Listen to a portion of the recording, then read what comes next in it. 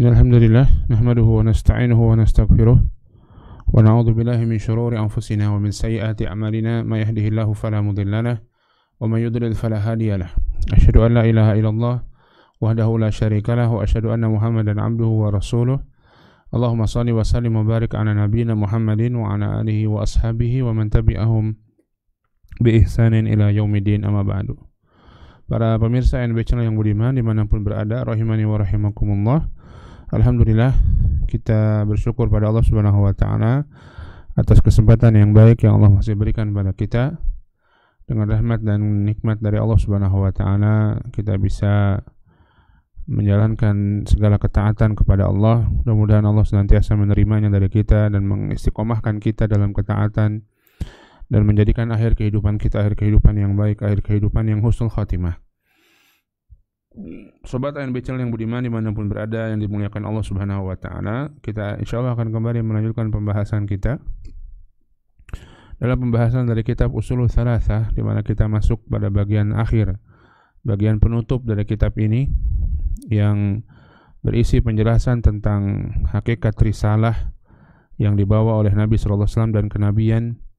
Dan demikian pula nanti beliau akan menjelaskan pula tentang togut, sesuatu yang setiap nabi dan rasul diperintahkan oleh Allah Subhanahu wa Ta'ala untuk menyeru manusia agar mengingkari togut, selain menyeru manusia untuk beribadah hanya kepada Allah Subhanahu wa Ta'ala, menyeru manusia untuk bertauhid.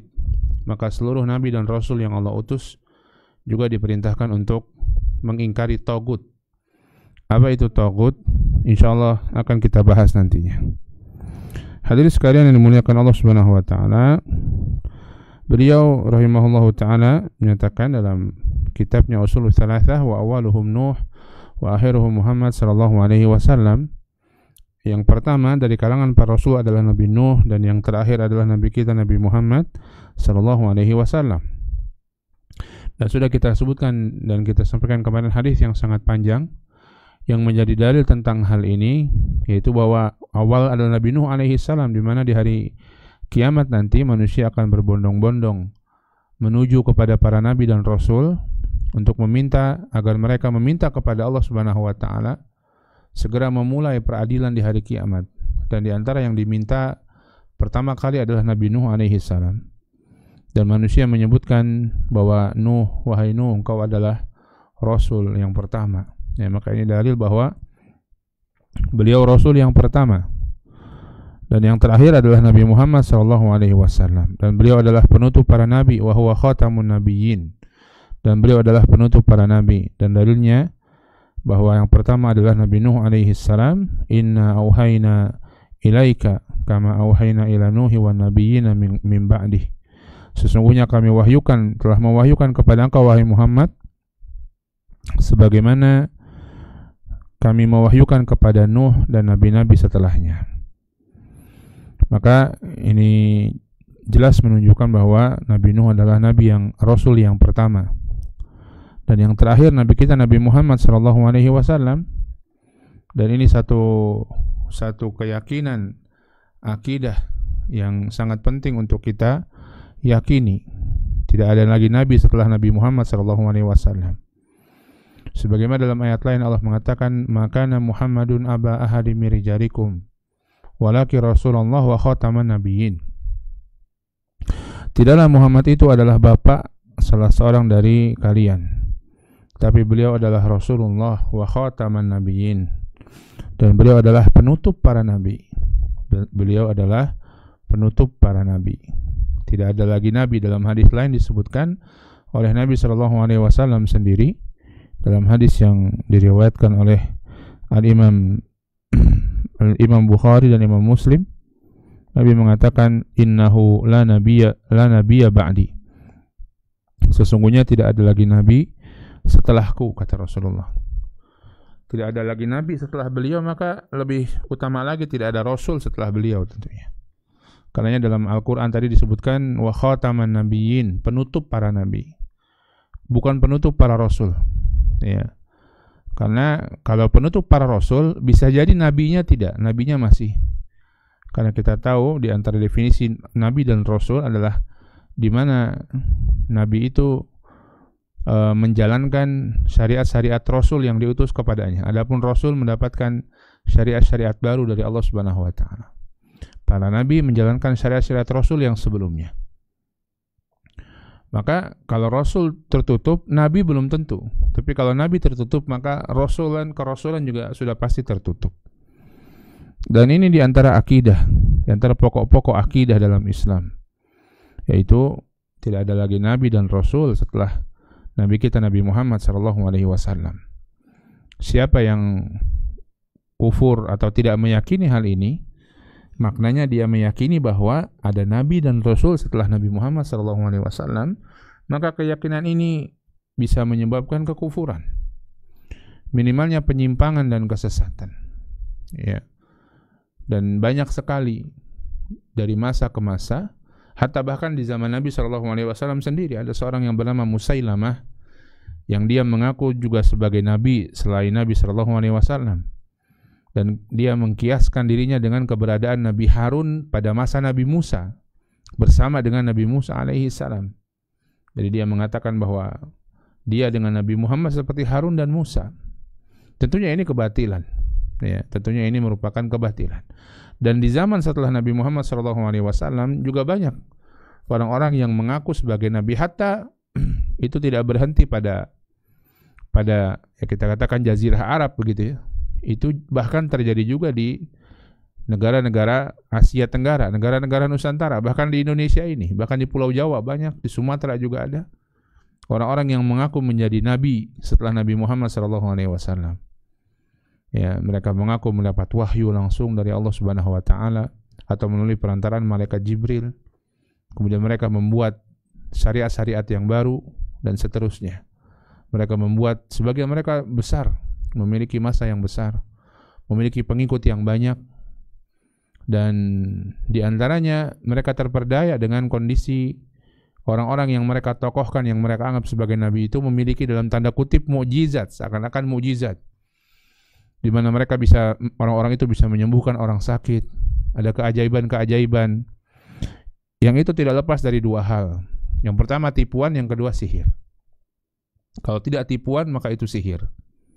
Ya, penipuan seperti sulap begitu ya, menipu mata seseorang, atau yang kedua sihir yang memang dibantu oleh syaitan untuk menyesatkan manusia dari jalan Allah Subhanahu wa taala. Maka tidak lepas dari dua hal itu. Ya, sehingga mereka bisa kelihatannya melakukan perkara-perkara yang ajaib kemudian menipu manusia. Mengatakan bahwa ini mukjizat, sebagaimana para nabi dan rasul punya mukjizat, saya juga punya mukjizat. Ya, maka ini kebatilan. Ya. Bahkan bisa membawa seorang pada kekufuran jika meyakini ada lagi nabi setelah Nabi Muhammad SAW. Ya, karena ini masuk pokok dalam cabang akidah.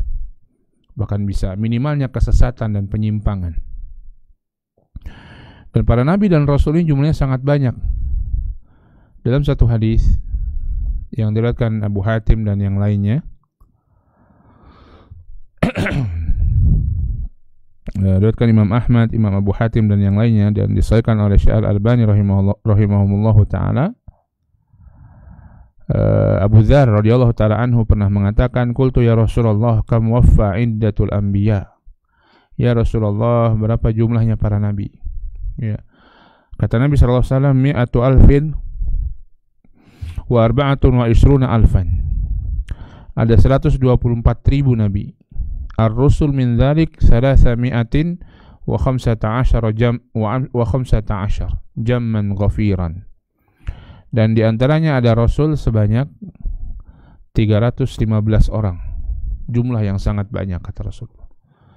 Jadi ada 124 atau ya 124.000 nabi dan 315 rasul, subhanallah. Yang kita tahu 25 nabi dan rasul yang Allah ceritakan dalam Al-Quran. Ada lagi yang disebutkan, beberapa yang disebutkan Nabi sallallahu alaihi wasallam dalam hadisnya. Yang tidak diceritakan jauh lebih banyak. Ya, ada 124.000, bayangkan para nabi dan rasul yang Allah Subhanahu wa taala utus sepanjang perjalanan umat manusia dari zaman Nabi Adam sampai Nabi Muhammad sallallahu alaihi wasallam. Nabi dan rasul ya. Kalau rasul ada 314. yang Allah utus dari perjalanan umat manusia dari masa Nabi Nuh sampai Nabi Muhammad sallallahu alaihi wasallam. Subhanallah. Ya. Banyak sekali. Dan mereka sebagaimana nanti akan disebutkan memiliki dakwah yang sama, yaitu menyerukan manusia untuk bertauhid kepada Allah dan menyuruh manusia untuk menjauhi tagut, menjauhi kesyirikan dan beribadah kepada Allah. Walaupun nanti mungkin cara beribadah yang mereka serukan berbeda-beda. Ya, berbeda-beda. Ada salat tapi mungkin salatnya di masa Nabi Musa berbeda dengan salat di masa Nabi Muhammad SAW. Berbeda mungkin dengan di masa Nabi Isa. Ada zakat, ya. Sebagaimana Nabi Isa alaihissalam mengatakan ketika beliau dalam buayan, di antara mukjizat Nabi Isa bisa berbicara ketika beliau masih kecil, masih bayi, masih disusui. Di antara yang beliau katakan sebagaimana Allah ceritakan dalam Al-Quran, Inni Abdullah atani al-kitaba wa ja'alani nabiyya wa ja'alani mubarakan aynama kuntu wa awsani bis salati waz zakati ma dumtu hayya. Ya, kata Nabi Isa alaihissalam, ini Abdullah, sesungguhnya aku hamba Allah. Atani al-kitaba wa ja'alani nabiyya, Allah memberikan aku al-kitab dan Allah Subhanahu wa taala menjadikanku seorang nabi. Wa ja'alani mubarakan aynama kuntu, dan Allah menjadikan aku berkah dimanapun aku berada. Wa awsani bis salati waz zakati ma dumtu hayya. Dan Allah Subhanahu wa taala mewasiatkan aku untuk salat dan zakat selama aku hidup. Jadi sudah ada salat dan zakat di masa Nabi Isa alaihissalam. Wallahu a'lam bagaimana bentuknya. Ada salat di masa Nabi Musa alaihissalam ketika Allah Subhanahu wa taala memperkenalkan diri kepada Nabi Musa alaihissalam. Kata Allah Subhanahu wa taala, Inni Abdullah, sesungguhnya aku adalah hamba Allah Subhanahu wa taala. La ilaha illa ana wa aqimus salata li dzikri. Tidak ada sesembahan yang berhak disembah kecuali aku, kata Allah kepada Nabi Musa. Wa aqimis salata li dzikri, dan tegakkanlah salat untuk berzikir mengingatku. Jadi di masa Nabi Musa pun Nabi Musa sudah disuruh salat. Wallahu a'lam. Bagaimana tata cara salat di masa Nabi Musa alaihi salatu wassalam. Maka begitulah para nabi dan rasul yang kita kembali kepada kitab. Pada bagian selanjutnya disebut oleh beliau rahimahullahu ta'ala, wa kullu ummatin ba'athallahu ilaiha rasulan min Nuh ila Muhammad sallallahu alaihi wasallam ya'muruhum bi ibadatillahi wahdah wa yanhahum an ibadati tagut. Dan semua umat yang Allah Subhanahu wa taala mengutus para rasul dari zaman Nabi Nuh sampai Nabi Muhammad sallallahu alaihi wasallam, ya'muruhum bi ibadatillahi wahdah. Ya.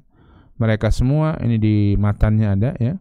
Ya'muruhum bi ibadatillahi wahdah. Mereka semua memerintahkan umatnya untuk beribadah kepada Allah semata.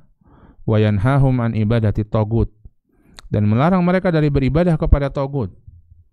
Wal dalilu qauluhu ta'ala, dalilnya firman Allah Subhanahu wa ta'ala, wa laqad ba'atsna fi kulli ummatin rasulan an i'budullaha wajtanibut tagut. Dan sungguh kami telah mengutus kepada setiap umat seorang atau rasul, para rasul, ani ibudullaha wajtanibut tagut, yang mereka semua punya seruan yang sama, yaitu ani ibudullah, sembahlah oleh Allah Subhanahu wa taala, sembahlah Allah oleh kalian, wajtanibut tagut, dan jauhi tagut, dan jauhilah tagut, ya. Maka ini dakwah yang dilakukan oleh setiap nabi dan rasul. Seruan semua mereka sama dalam perkara tauhid, ya, dan dalam perkara untuk mengingkari tagut, mengingkari kesyirikan kepada Allah Subhanahu wa taala. Tagut secara umum nanti akan disebutkan juga kullu man ubida min dunillah wa huwa yardah, dan dia adalah orang-orang yang atau sesuatu yang disembah selain Allah dan dia ridha untuk disembah. Ada definisi yang lain yang disebutkan, yaitu kullu ma tajawaza bihil abdu haddahu, semua yang membuat seorang hamba itu melampaui batas, bersikap melampaui batas. Itulah tagut, dengan berbagai macam bentuknya dan dengan berbagai macam kadarnya. Maka inilah seruan semua para nabi dan rasul. Walaupun mungkin fikih, tata cara ibadah, bagaimana mereka sholat, bagaimana mereka zakat, bagaimana mereka mungkin ada berwudunya, bagaimana mereka atau kewajiban-kewajiban, larangan-larangan, makanan-makanan yang diharamkan mungkin berbeda-beda. Tapi dalam sisi akidah semuanya sama. Dan ini juga disebutkan oleh Nabi SAW dalam hadis yang diriwayatkan oleh Al-Imam Bukhari dan Muslim. Kata Nabi SAW, al-anbiya ikhwatun ni'anlat, ummahatuhum syatta wa dinuhum wahid. Al-anbiya ikhwatun ni'anlat. Para nabi itu adalah saudara-saudara, ya, satu bapak. Ummahatuhum syatta, ibu-ibu mereka beda, wa dinuhum wahid, tapi agama mereka satu, yaitu agama Islam yang memerintahkan kepada tauhid dan mencegah dari kesyirikan. Namun mungkin fikih-fikih mereka, ibadah-ibadah mereka berbeda-beda, ya. Demikian pula ini bisa kita dapatkan dalam Al-Quran. Kalau kita melihat beberapa ayat atau beberapa surat dalam Al-Quran, di sana disebutkan tentang beberapa para nabi dan rasul. Di antaranya di surat Al-A'raf, ada juga di surat Al-Anbiya dan yang lainnya. Mereka di antara disebutkan, Allah sebutkan Nabi Nuh, Nabi Hud, Nabi Saleh, Nabi Syuaib. Mereka semua berdakwah kepada kaumnya dan mereka semua punya satu seruan yang Allah sebutkan sama seruannya. U'budullaha ma lakum min ilahin ghairuh. U'budullaha, beribadahlah kalian semua kepada Allah, ma lakum min ilahin ghairuh. Kalian tidak punya sesembahan selain Allah. Beribadahlah kepada Allah, jauhi kesyirikan. Beribadahlah kepada Allah, jauhi tagut. Semuanya. Ya, para nabi dan rasul tersebut, kalau kita melihat di surat Al-A'raf itu ada rangkaiannya, di surat Al-Anbiya juga kalau tidak salah ada rangkaian ayat-ayat seperti itu, disebutkan para nabi dan rasul. Seruan mereka mungkin berbeda-beda, punya permasalahan sosial yang berbeda-beda. Di antara mereka ada yang punya permasalahan sosial kaumnya suka berbuat kecurangan. Di antara mereka ada yang punya permasalahan sosial homoseksual sebagaimana kaum Nabi Lut alaihi salam. Di antara mereka ada yang punya permasalahan sosial kezaliman dan lain sebagainya, akan tetapi mereka semua memiliki satu seruan yang sama kepada kaumnya. U'budullaha wa la tusyriku bihi syai'an. Beribadahlah kepada Allah Subhanahu wa taala dan janganlah kalian menyekutukan Allah dengan apapun juga. Tidak ada sesembahan bagi kalian selain Allah. Enggak ada yang patut kalian sembah selain Allah Subhanahu wa taala. Maka ini menunjukkan tentang inti dakwah dan juga inti kebaikan. Ya, inti dakwah dan juga inti kebaikan yaitu dalam tauhid. Dan hal ini juga banyak sekali disebutkan oleh Allah Subhanahu wa taala selain ayat yang tadi disebutkan oleh Syekh rahimahullah taala di surat An-Nahl ayat 36. Ya, Allah kita bacakan, Allah mengatakan walaqad ba'atsna fi kulli ummatin rasulan an ibudullaha wajtanibut taghut. Dan sungguh kami telah mengutus pada setiap umat seorang rasul. Dan mereka punya seruan sama, dua perkara pokok. An ibudullah, sembahlah Allah semata, wajtanibut taghut, dan jauhilah taghut. Ya, bertauhidlah kepada Allah dan jauhi kesyirikan kepada Allah Subhanahu wa taala. Terus bagaimana respon dari kaumnya kepada para nabi dan rasul tersebut? Terbagi dua juga. Allah sebutkan faminhum man hadallahu wa minhum man haqqat alaihi dhalalah.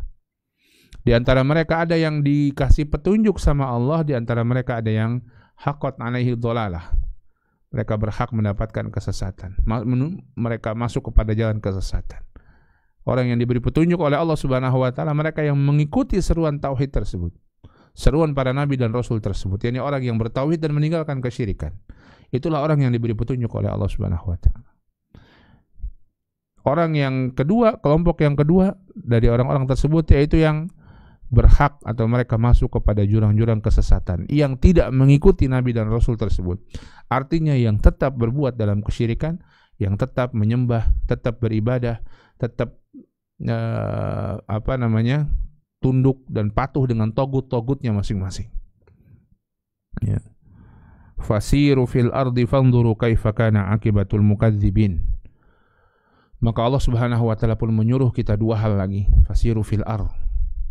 Ya, maka berjalanlah kalian di atas muka bumi untuk mencari pelajaran, mengambil pelajaran. Dari apa? Fanzuru kaifa kana akibatul mukadzibin. Maka lihatlah kalian bagaimana akibat orang-orang yang mendustakan. Allah suruh kita mengambil pelajaran dari orang-orang yang mendustakan Allah, mendustakan Rasulnya, tetap berbuat kesyirikan dan tidak mau bertauhid kepada Allah Subhanahu wa taala. Dan kita dapat itu dalam Al-Qur'an, mereka semua Allah Subhanahu wa taala membinasakan mereka semuanya.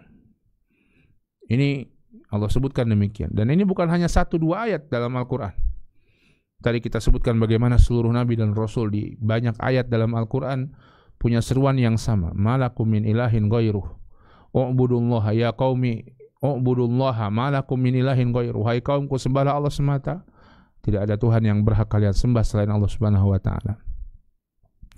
Dalam ayat yang lain di surat Al-Anbiya, Allah Subhanahu wa taala mengatakan, "Wa ma arsalna min qablika min rasulin illa nuhi ilaihi annahu la ilaha illa ana fa'budun."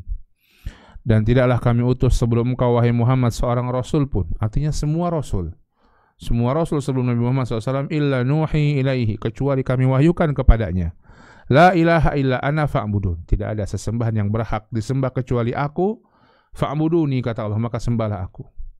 Tentunya ini bukan sekedar diwahyukan kepada para rasul tersebut, diwahyukan untuk disampaikan, untuk didakwahkan.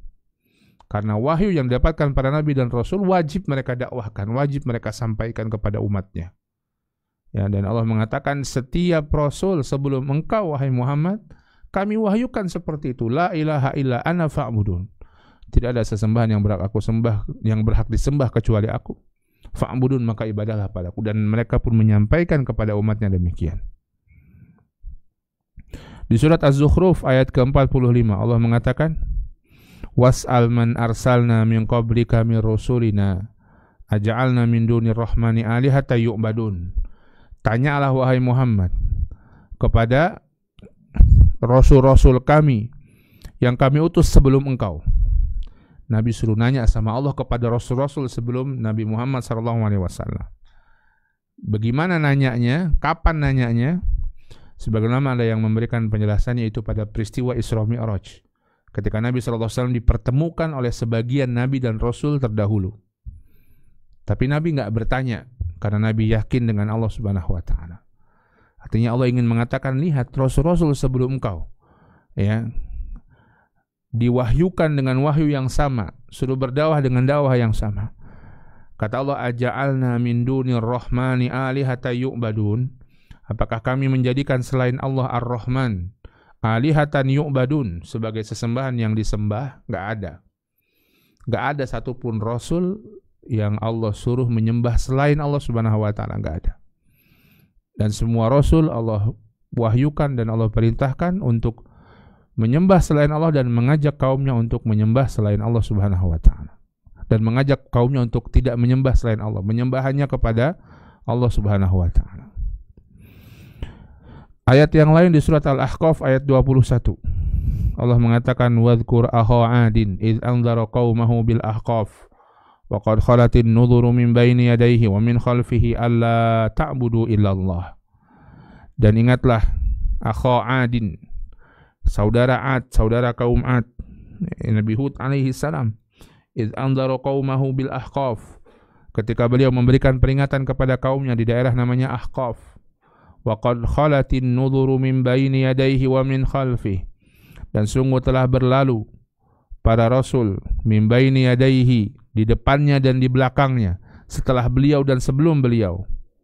Artinya semua rasul, Nabi Hud dan yang sebelum Nabi Hud dan yang setelah Nabi Hud, alla ta'budu illallah. Janganlah kalian beribadah kecuali hanya kepada Allah. Itu seruannya. Ya, maka subhanallah banyak sekali ya ayat-ayat yang menjelaskan tentang hal tersebut. Maka ini menunjukkan demikianlah.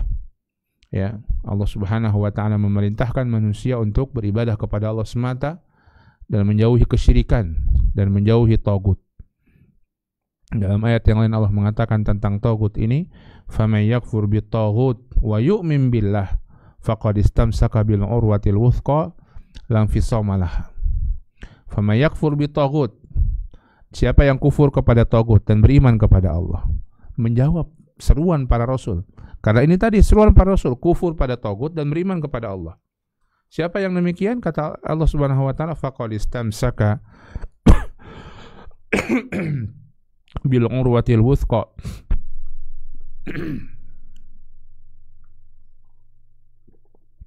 faqad istamsaka bil urwatil wuthqa lam fisama laha. Sungguh dia telah berpegang teguh pada tali yang sangat kokoh yang tidak akan terputus. Subhanallah. Ya. Hadirin yang dimuliakan Allah Subhanahu wa taala, disebutkan di sini dalam syarah yang disampaikan oleh Syekh Abdul Razak hafizahullah taala. Beliau menyampaikan perkataan Syekh Abdurrahman bin Qasim rahimahullah dalam penjelasan beliau juga tentang usul thalathah dalam bab ini, tentang dakwah Rasul ini yang semuanya sama, yaitu menyeru agar beriman kepada Allah dan kufur kepada tagut, kufur kepada kesyirikan.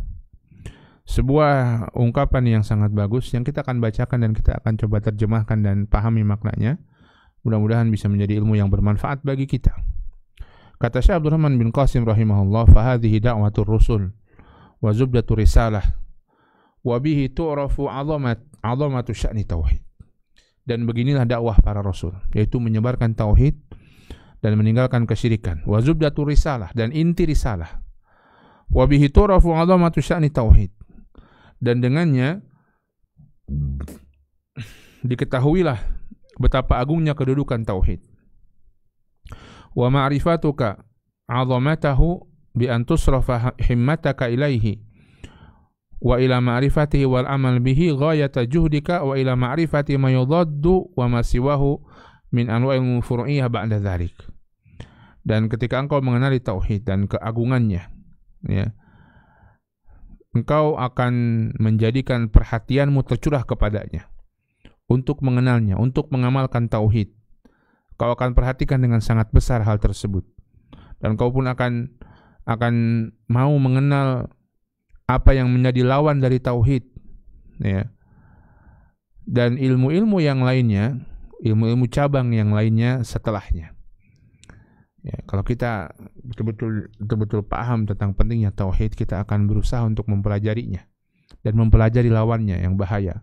Dan nanti kita pun akan mempelajari ilmu-ilmu cabang yang menjadi cabangnya, tentang ibadah, tentang sholat dan lain sebagainya. Fayahtamul insan ghayatal ihtimam bima'rifati asli din ijmalan qabla al-wajib minal furu' as-salah wa zakah wa ghairu dzalik fala tasihhu as-salah wala zakah qabla al-asl. Maka seseorang itu akan perhatian dengan sesungguh-sungguhnya, dengan sebesar-besarnya untuk mengenali asluddin, untuk mengenali usuluddin, ya, akidah ini secara umum sebelum dia menjalankan kewajiban-kewajiban seperti salat, zakat dan yang lainnya. Salat dan zakat, kata beliau rahimahullah, tidak sah kalau asalnya, pokoknya belum ada, tauhidnya belum ada. Fala budda min ma'rifati asliddin ijmalan thumma ma'rifati furu'ihi tafsilan. Maka mesti, mau nggak mau, orang itu harus mengenal tauhid, mengenal pokok landasan agama ini. Kemudian secara umum, ya, kemudian dia mengenal cabang-cabangnya secara rinci. Wa fi hadis Mu'adz lamma ba'athahu ila al-Yaman, dan beliau berdalil dengan hadis yang masyhur dari Mu'adz bin Jabal ketika Nabi SAW mengutus Mu'adz ke Yaman. Nabi berpesan kepada Yaman, ud'uhum ila syahadati alla ilaha illallah wa anni rasulullah fa inhum ata'uka lidzalika fa'alimhum anna Allah aftarada alaihim 5 salawatin fi kulli yaumin wa lailatin. Wahai Mu'adz, serulah mereka, orang-orang Yaman itu. Yaman saat itu belum muslim, belum Islam, masih banyak orang-orang kafir ahlul kitab. Serulah mereka ke jalan Allah, serulah mereka untuk bersyahadat, bersaksi bahwa tidak ada sesembahan yang berhak disembah kecuali Allah dan bahwasanya aku adalah Rasulullah. Apabila mereka mentaatimu dalam hal tersebut, maka ajari pada mereka bahwa Allah Subhanahu wa taala mewajibkan pada mereka salat 5 waktu sehari semalam. Kata beliau rahimahullah mengomentari hadis ini, wa hadza yufidu annahum idza lam ya'lamu tauhid wa lam ya'malu bihi fala yad'uhum lis-salati illam yuti'uhu fid dukhuli fil Islam. Dan ini menunjukkan bahwa apabila mereka tidak mengenal tauhid dan tidak mengetahui tauhid, maka jangan dulu mendakwahkan tentang salat, ya. Kalau mereka tidak mau masuk ke dalam Islam, jangan dakwahkan dulu tentang salat. Fa inna salata la tanfa wala ghairaha biduni tauhid fa innahu la yastaqimu bina'u ala ghairi asas wala far'un ala ghairi aslin. Karena salat itu tidak bermanfaat dan ibadah-ibadah lain tidak bermanfaat tanpa tauhid. Karena membangun bangunan tidak akan mungkin tanpa membangun pondasi. Cabang tidak mungkin ada kalau tidak ada pokoknya. Wal aslu wal asas wa tauhid was salatu wa in kanat hiya amudul islam fama dzalika lam tufrad illa ba'dal amri bit tauhid binahwi 10 sinin. Ya. Kata beliau rahimahullahu taala, maka yang dimaksud asal, asas, pondasi dan pokok itu adalah tauhid. Adapun salat, walaupun dia merupakan tiang agama, namun dia kalau kita melihat sirah nabawiyah tidak diwajibkan. Ya, setelah 10 tahun Allah menyuruh Nabi mewajibkan tauhid, memerintahkan tauhid. Ya. Maka salat baru 10 tahun, tahun ke-10 kenabian, yaitu setelah Isra Mi'raj diwajibkan salat. Wa mimma yubayyinu anna tauhid huwal asl kaunuhu yujadu man yadkhulul jannah walau lam yusalli raq'atan wahidah. Di antara hal lain yang menunjukkan tauhid itu adalah pokok pondasi, yaitu ada orang yang bisa masuk surga walau dia belum sholat 1 rakaat. Sebutkan dalam hadis ada sahabat yang demikian. Wa dzalika idza taqada tauhid wa amila bihi wa mata mutamassikan bihi ka yaqtula qabla ayusalli aw yamut aw qabla ayusalli aw yamut. Yaitu apabila seseorang meyakini dengan tauhid yang lurus, mengamalkannya dan mati dengan berpegang kepada tauhid, kemudian dia terbunuh sebelum dia sholat, atau dia mati dengan sebab yang lainnya. Dan ini terjadi pada masa Nabi SAW. Ada seorang sahabat yang belum sholat, kemudian ikut peperangan, sudah bertauhid, ikut peperangan, kemudian wafat. Dia belum pernah sujud 1 kali pun sujud kepada Allah, namun dia masuk surga karena tauhidnya, dan itulah pokoknya. Wassalatu la tanfa wahdaha walau shalla wa zaka wa shoma idza lam ya'taqid tauhid. Kata beliau, dan salat itu semata tidak bermanfaat. Walaupun seseorang salat, zakat, puasa, ya, tidak bermanfaat apabila seorang itu tidak meyakini tauhid. Wa bidzalika yu'rafu 'adhamu sya'ni tauhid. Wa ma halaka man halaka illa bi tarkil ilmi bit tauhid wal amali bihi. Wa ma dakhala syaitanu 'ala man dakhala wa la muzziqa uqulu man muzziq wa la waqa'a ma waqa'a illa min afati qaulihim. Dan ini menunjukkan tentang agungnya tauhid, dan tidaklah ada orang yang hancur, ya, yang hancur kecuali dengan meninggalkan ilmu tentang tauhid dan mengamalkannya. Dan setan masuk, ya, dan akalnya bisa terbolak-balik.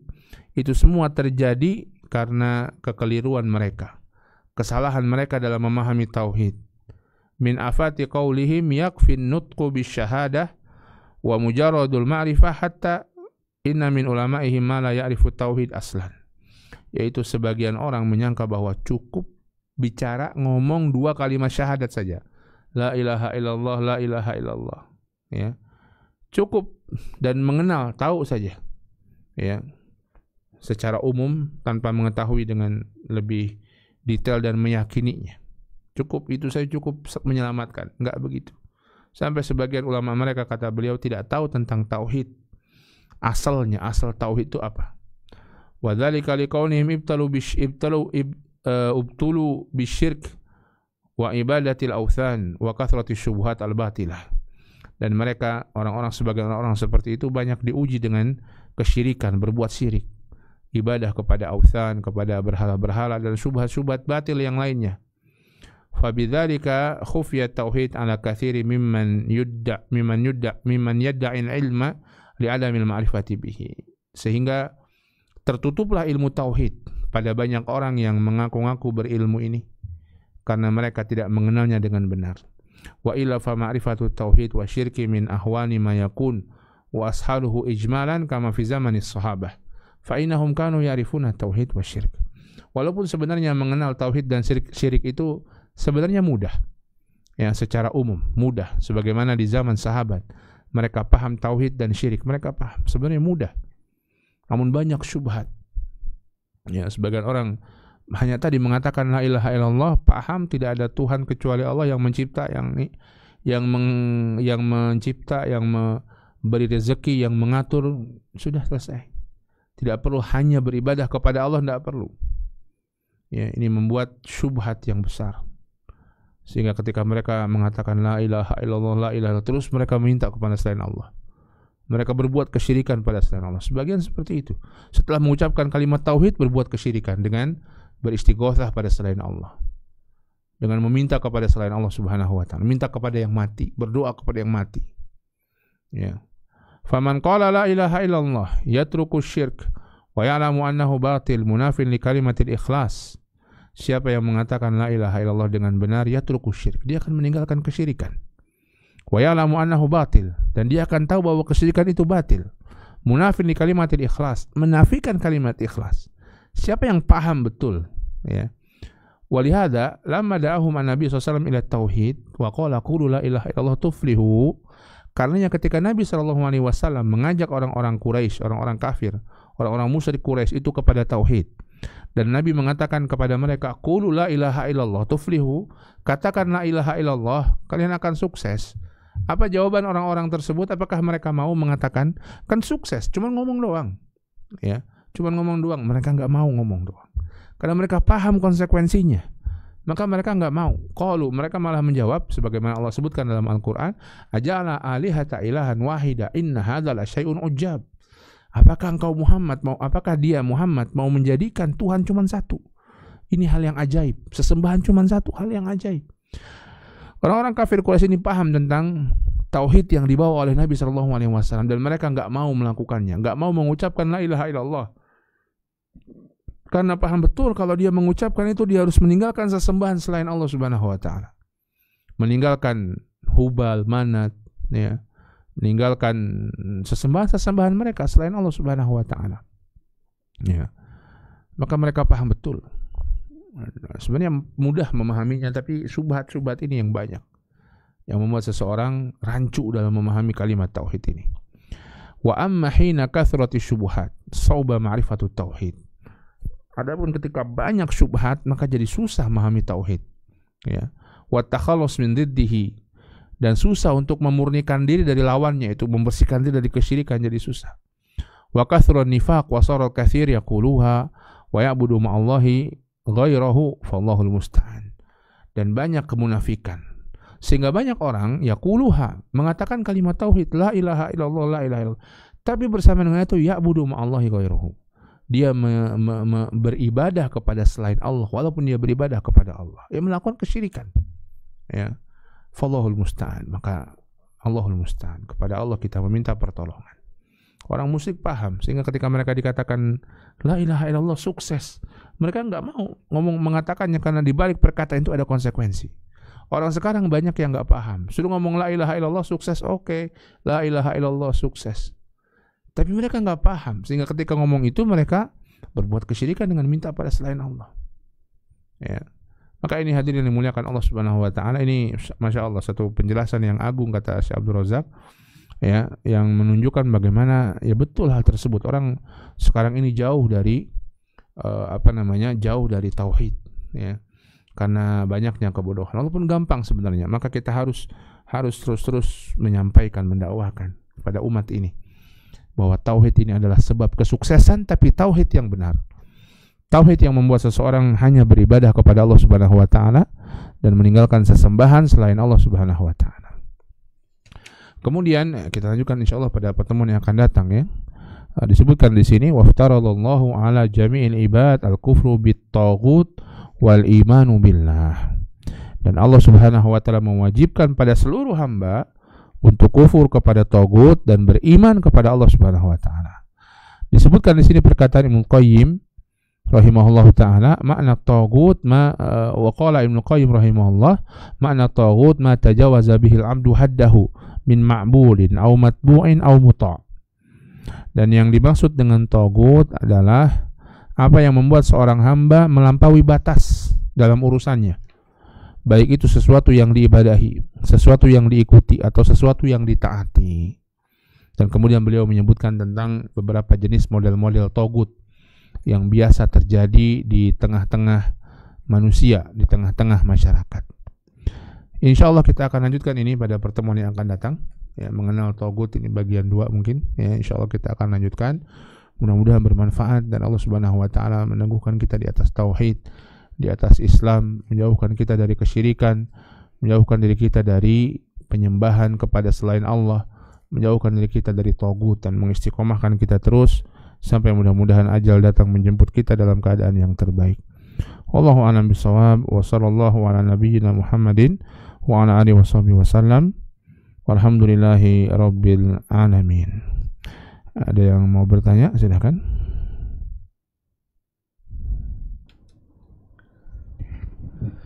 Bismillah, Pak Ustadz izin bertanya. Saya kalau bersolawat di pengajian gampang banget nangis, tapi kalau berdoa kepada Allah Subhanahu wa Ta'ala jarang nangis meskipun di dalam tahajud. Bagaimana menurut Pak Ustadz? Terima kasih. Sholawat dalam pengajian, maksudnya mungkin pengajian sholawatan begitu ya? Atau pengajian yang ya pengajian kemudian disebut nama Rasulullah kemudian dia bersolawat. Kalau yang dimaksud yang pertama, yang kedua yaitu pengajian yang disebut nama Rasulullah kemudian dia bersolawat kemudian dia menangis karena mungkin isi pengajian tersebut menyentuh hatinya, maka ini wajar, satu hal yang wajar, ya. Dan dia teringat dengan Rasulullah SAW yang telah awal kali mengajarkan itu semua, kemudian setelahnya lewat ustadznya, ini hal yang wajar. Namun apabila yang dimaksud adalah yang kedua, pengajian yang dimaksud adalah pengajian sholawatan, sebagaimana sebagian orang melakukannya dengan sholawat rame-rame, kadang-kadang sebagian sholawatnya pun sholawat yang tidak dicontohkan Nabi SAW dan mengandung makna yang batil, ya. Kemudian dia menangis, ini hati-hati, ini talbisul iblis. Ini mungkin adalah tipu daya iblis pada seseorang, ya. Apalagi tadi kemudian disebutkan dia tidak sulit untuk menangis dalam sholat tahajudnya, dalam sholat malamnya, ya. Maka perbanyak kita mempelajari Al-Quran dan Sunnah Nabi SAW, ya, sehingga mudah-mudahan dengan itu betul-betul hati kita bersih dari noda-noda baik berupa kesyirikan, kebid'ahan maupun kemaksiatan, sehingga kita ketika beramal itu beramal pada relnya yang benar, beramal pada jalur yang benar. Wallahu a'lam bishawab. Bismillah, afwan Ustadz, sebelumnya bagaimana jika seorang yang mentauhidkan Allah Ta'ala namun seringkali berbuat dosa, bertaubat dan melakukannya lagi? Ya begitulah manusia, ya. Dia mentauhidkan Allah, bagus. Berdosa, begitulah manusia. Bertaubat, itulah kewajibannya. Berdosa lagi, begitulah manusia, dan kewajiban dia bertaubat lagi, ya. Begitulah manusia dan begitulah kewajibannya. Mudah-mudahan Allah tetapkan dia di atas kebaikan dan ketaatan, dan Allah wafatkan dia dalam keadaan yang terbaik, dalam keadaan bertaubat kepada Allah Subhanahu wa Ta'ala. Karena tidak ada manusia yang lepas dari dosa. Dan ketika seorang bertauhid berdosa, maka dia mengingat dosanya dan dia segera minta ampun kepada Allah Subhanahu wa Ta'ala. Dia segera bertaubat betul-betul, ya. Maka begitulah semestinya seseorang. Wallahu a'lam bishawab. Baik. Jazakumullah khairan. Insyaallah kita lanjutkan pada pertemuan yang akan datang biidznillah. Wassallallahu ala nabiyyina Muhammadin wa ala alihi washabihi wasallam. Subhanakallahumma wa bihamdika asyhadu an la ilaha illa anta astaghfiruka wa atubu ilaik. Billahi taufiq wal hidayah. Assalamualaikum warahmatullahi wabarakatuh.